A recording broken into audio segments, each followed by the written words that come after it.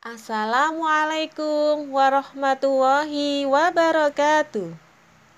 Selamat pagi anak-anak SD Muhammadiyah GKB. Apa kabar kalian hari ini? Baik-baik saja kan? Bagaimana dengan puasa kalian? Puasa semua kan? Semoga sebulan penuh. Anak-anak, pada PKDA kali ini ada lomba loh. Lomba apa ya? Lomba Sirah Nabawiyah. Apa sih Sirah Nabawiyah itu? Sirah yaitu perincian hidup seseorang atau sejarah hidup seseorang. Nabawiyah yaitu kehidupan Nabi Muhammad Rasulullah Shallallahu Alaihi Wasallam. Jadi, Sirah Nabawiyah adalah ilmu yang kompeten yang mengumpulkan apa yang diterima dari fakta-fakta sejarah kehidupan Nabi Muhammad SAW secara komprehensif dari sifat-sifatnya, etika, dan moral. Apa sih ruang lingkup Sirah Nabawiyah itu?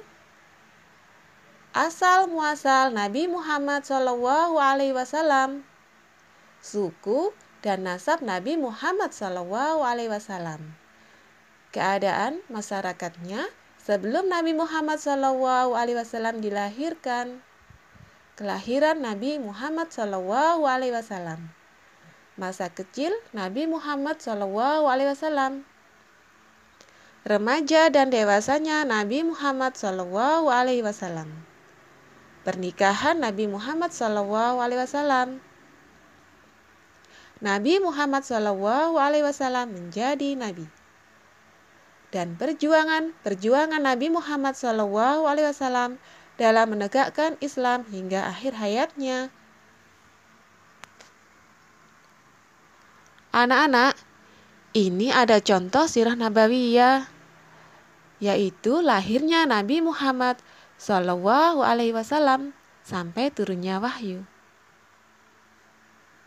yang akan dibawakan oleh Kak Oki Setiana Dewi. Kita simak yuk videonya.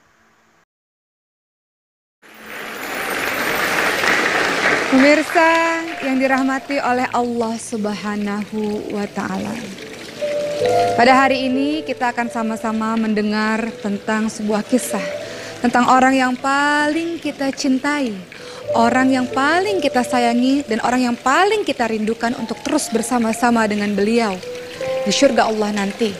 Marilah kita simak bagaimana kisah kelahiran sampai turunnya wahyu kepada Nabi kita, Nabi Muhammad Sallallahu Alaihi Wasallam.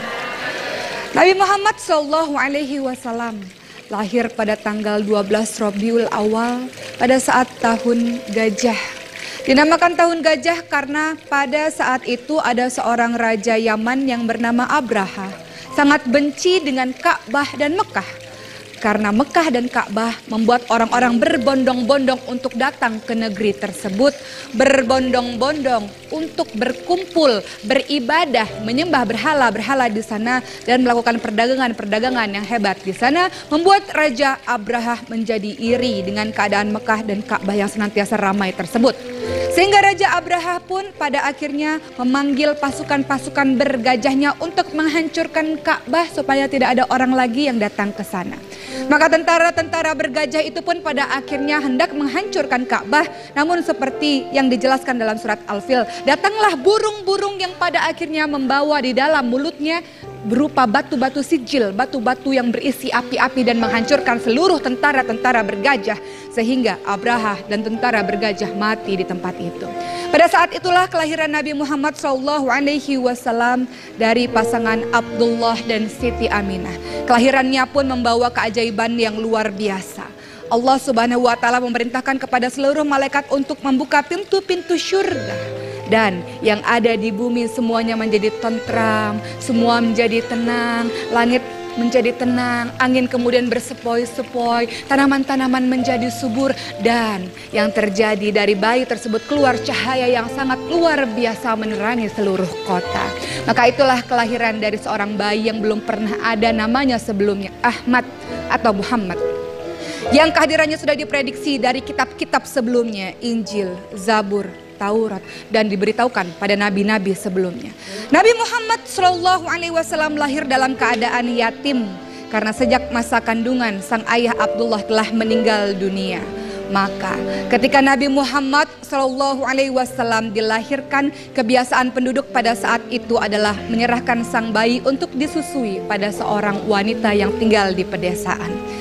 Pertama kali disusui oleh Thuwaibah yang menjadi ibu susu bagi pamannya juga Hamzah bin Abdul Muthalib hanya beberapa hari saja. Kemudian disusui oleh seorang wanita pedesaan bernama Halimatus Sa'diyah.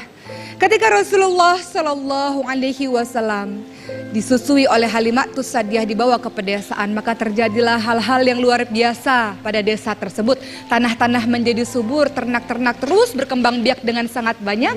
Maka Halimatus Sa'diyah sangat mencintai Rasulullah SAW, bahkan dianggap sebagai anaknya sendiri. Di masa kecil ini pula Rasulullah SAW didatangi oleh malaikat Jibril, dibelah dadanya dan dicuci jantungnya untuk disucikan diri Muhammad SAW. Kemudian Nabi Muhammad SAW tinggal bersama sang ibu sampai usia 6 tahun. Namun ternyata ibu Aminah ini meninggal dunia, lalu diserahkan kepada pamannya Abdul Muthalib, sang pembesar orang-orang Quraisy, orang-orang Mekah, sehingga disegani oleh orang-orang di seluruh Mekah. Kemudian di usia 8 tahun sang kakek Abdul Muthalib pun lagi-lagi meninggal dunia dan diasuh oleh pamannya yang sangat mencintai Rasulullah, yaitu Abu Thalib. Pamannya bernama Abu Thalib yang memiliki anak bungsu yaitu Ali bin Abi Thalib. Di bawah asuhan dari Abu Thalib inilah Rasulullah SAW belajar sejak kecil menggembala dan belajar sejak kecil bagaimana caranya berdagang. Bertahun-tahun kemudian tumbuhlah menjadi seorang remaja yang sangat luar biasa dan digelari Al-Amin karena terpercaya. Karena kata-katanya sungguh penuh dengan hikmah dan penuh dengan kejujuran. Dan di usia-usia 25 tahun, Muhammad yang belum menjadi Rasulullah ini pada akhirnya berdagang ke negeri Syams, membawa dagangan seorang janda yang mulia, janda yang suci bernama Khadijah binti Khuwailid radhiyallahu anha. Ternyata dari hasil perniagaan tersebut Rasulullah SAW atau Muhammad pada saat itu membawa keuntungan yang berlipat-lipat, sehingga teman seperjalanannya bernama Maisarah memberitahukan hal itu terhadap Khadijah binti Khuwailid, dan Khadijah binti Khuwailid pun terpesona dengan Nabi Muhammad SAW. Maka Khadijah wanita yang mulia ini pada akhirnya melamar Rasulullah SAW dan akhirnya mereka menikah, dikaruniai 6 orang anak.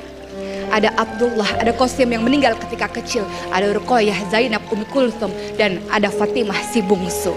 Lalu di usia-usia menjelang 40 tahun Rasulullah SAW senantiasa untuk pergi ke Gua Hira untuk merenung keadaan-keadaan yang berada di Mekah saat jahiliyah, sangat jahiliyah, penuh dengan kebodohan, penuh dengan kekejian, penuh dengan kezaliman, banyak terjadi maksiat di mana-mana, sehingga mengakibatkan Rasulullah SAW senang sekali berdiam diri di Gua Hira. Dan di Gua Hira inilah di usia Rasul yang ke-40 tahun turunlah wahyu pertama, yaitu surat Al-Alaq. A'udzubillahi minasyaitonirrajim. Iqra bismi rabbikal ladzi khalaq, khalaqal insana min 'alaq, iqra wa rabbukal a'lam alladzi 'allama bil qalam. 5 ayat tersebut menyuruh Rasulullah untuk senantiasa membaca, menganalisa, menelaah. Islam menyuruh kita untuk senantiasa membaca untuk memberitahukan kebenaran tentang Al-Qur'an. Terus menerus Al-Qur'an berangsur-angsur sampai akhirnya Rasulullah wafat di usia 63 tahun, dan di akhir-akhir hidupnya Rasulullah mengatakan, kalau ingin selamat wahai umatku, berpegang kepada 2 hal, Al-Qur'an dan hadis. Maka di bulan Ramadan ini menjadi titik balik bagi kita untuk kembali mencintai Al-Qur'an. Ingin selamat hidup di dunia, ingin selamat hidup di akhirat, maka ikuti petunjuk dari Rasulullah SAW dan Al-Qur'an dan hadis, penolongmu untuk menjalankan kehidupan ini. Mudah-mudahan kisah singkat tentang Rasulullah SAW menjadi pembelajaran untuk kita menjadi hamba Allah yang mulia di dunia dan di akhirat, insya Allah.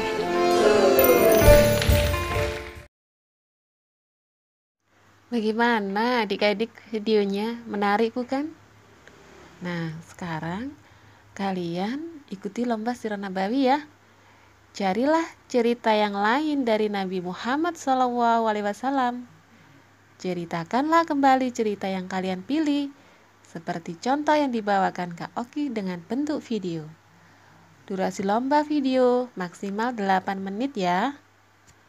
Kami tunggu video terbaik kalian. Ada hadiahnya loh. Sampai jumpa. Assalamualaikum warahmatullahi wabarakatuh.